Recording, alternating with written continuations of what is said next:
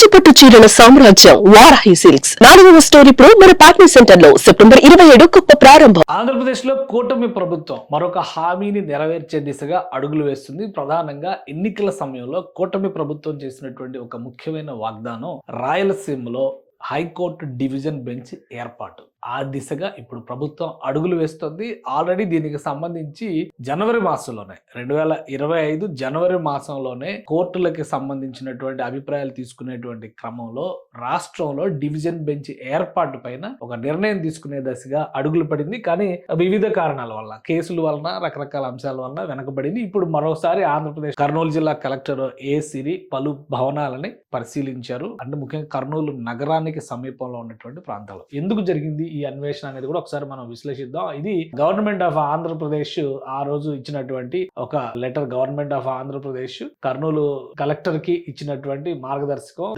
Superintendent engineering, roads and buildings కి సంబంధించి, అలానే కమిషనర్ కి, రెవెన్యూ డివిజనల్ ఆఫీసర్ కి ఇచ్చినటువంటి నోటు 29వ తేదీ జనవరి మాసం 2025లో ఈ ప్రాసెస్ మొదలు పెట్టారు. Already Andhra Pradesh requested furnish the information. ఇది ఏపీ హైకోర్టు అడిగినటువంటి రిక్వెస్ట్ కి తగ్గట్టుగా 15 మంది జడ్జిలు ఉండడానికి, 15 మంది జడ్జిలతో కూడినటువంటి కోర్టు సముదాయాన్ని ఏర్పాటు చేయడానికి, వివిధ రకాల సిబ్బంది, అక్కడ వసతులు కల్పించడానికి కర్నూలు జిల్లాలో ఏమున్నాయి దానిపైన అధ్యయనం చేయాల్సిందిగా అప్పట్లోనే జిల్లా కలెక్టర్ ఆదేశాలు జారీ చేశారు. కానీ ఇది వివిధ రకాల కేసులు, అంశాలు ఉండడం వలన పెండింగ్ లో పడింది. ఏపీ హైకోర్టు కూడా పూర్తిగా తమ విచక్షణతోనే కర్నూలులో డివిజన్ బెంచ్ ఏర్పాటు చేయాలా వద్దా అనే నిర్ణయం తీసుకుంటాం. ప్రభుత్వాలు ఎన్నికల హామీలకు తమకు సంబంధం లేదని చెప్పి ఇటీవలే విచారణ సందర్భంగా తేల్చి చెప్పేసిన నేపథ్యంలో మరోసారి కర్నూలులో డివిజన్ బెంచ్ ఏర్పాటుకు సంబంధించినటువంటి ప్రక్రియని ఏపీ ప్రభుత్వం ముమ్మరం చేసింది.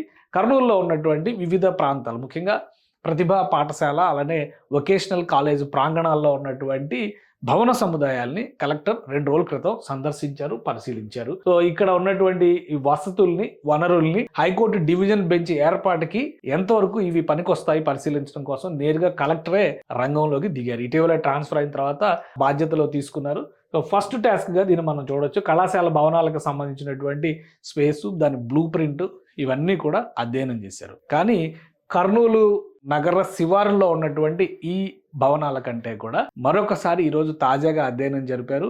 రాగమయి గ్రీన్ హిల్స్ పేరుతో నిర్మాణాలు జరుగుతున్నాయి కర్నూలు శివారుల్లో. ముఖ్యంగా లొకేషన్ పరంగా చూస్తే ఏంటంటే అది కర్నూలు నుంచి ఓర్వకల్లు. ఓర్వకల్లు అంటే మనం ఆల్రెడీ వింటూనే ఉన్నాం. ఇది కర్నూలు పట్టణానికి సంబంధించినటువంటి దృశ్యం అయితే ఓర్వకల్లు కర్నూలుకి, ఇది కర్నూలు నగరానికి సంబంధించినటువంటి స్పేస్ కింద మనం చూస్తే కనుక ఓర్వకల్లు దీనికి శివారుల్లో ఉన్నటువంటి ప్రాంతం. అలానే ఓర్వకల్లు నుంచి ప్రత్యేకమైనటువంటి వసతులు కల్పించే బాధ్యతను కూడా రాష్ట్ర ప్రభుత్వం ఇక్కడ జాగ్రత్త తీసుకుంటుంది. ఎందుకంటే ఇక్కడ డ్రోన్ సిటీ అనేటువంటి ఒక ప్రణాళికని, ఒక స్పెషల్ ఇండస్ట్రియల్ కారిడార్ జోన్, అంటే హైదరాబాద్ బెంగళూరు హైవేని ఆనుకుని అక్కడ ఒక ఇండస్ట్రియల్ కారిడార్ని డెవలప్ చేసేటువంటి ప్రయత్నాల్లో ఉంది. కర్నూలు పట్టణానికి దాదాపు 30 కిలోమీటర్ల డిస్టెన్స్లో ఈ ఓర్వకల్లు ఉంటుంది. ఈ మార్గంలోనే ఇప్పుడు ఇక్కడ మనం ఒకటి గమనిస్తే కనుక ఉయ్యాలవాడ నరసింహారెడ్డి, కర్నూలు ఎయిర్పోర్ట్ అనమాట. ఉయ్యాలవాడ నరసింహారెడ్డి ఎయిర్పోర్ట్ అనేది ఇక్కడ ఏర్పాటైంది, ఈ ప్రాంతంలోనే ఉంది. అంటే ఎయిర్పోర్ట్ యాక్సెస్ కూడా చాలా దగ్గరగా ఉంటుంది. ఇండస్ట్రియల్ యాక్టివిటీస్ ఇవన్నీ జరుగుతున్నటువంటి నేపథ్యంలో ఈ ప్రాంతంలో ఎక్కువ యాక్టివిటీ జరుగుతుంది అనేటువంటి అభిప్రాయం ఉంది. అలానే ఈ మార్గంలో వచ్చేటువంటి దారిలోనే రాగమయి గ్రీన్ హిల్స్ పేరుతో నిర్మాణాలు జరిగినాయి. ప్రైవేట్ నిర్మాణాలు అవి. ఆ నిర్మాణాలకు సంబంధించినటువంటి యజమానులతో కూడా కలెక్టర్ సిరి ఈ రోజు సంప్రదింపులు జరిపినట్టుగా తెలుస్తుంది.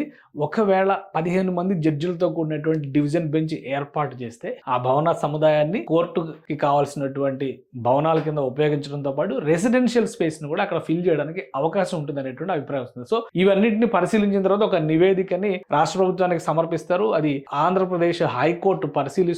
జడ్జిల బృందం లేదా హైకోర్టు నియమించినటువంటి కమిటీ నేరుగా ఈ ప్రాంతాన్ని పరిశీలించిన తర్వాత ఇవి డివిజన్ బెంచ్ ఏర్పాటుకు అనుకూలంగా ఉన్నాయనేటువంటి అభిప్రాయం కనుక వ్యక్తపరిస్తే డివిజన్ బెంచ్ ఏర్పాటు చేయడానికి కావాల్సినటువంటి ప్రొసీజర్ని ప్రారంభించేటువంటి అవకాశం ఉంది. సో ఒక అడుగు ముందుకు పడినట్టుగానే మనం చూడాల్సి ఉంటుంది. ఇప్పటివరకు కేవలం చర్చలకు మాత్రమే పరిమితమైనటువంటి ఈ డివిజన్ బెంచ్ ఏర్పాటు, ఆంధ్రప్రదేశ్లో 2వ బెంచ్ ఏర్పాటు, ఆ బెంచ్ ఏర్పాటు ఆవశ్యకత, వీటన్నిటిపైన ఇప్పటికే రాష్ట్ర ప్రభుత్వం నివేదికలు సమర్పించింది.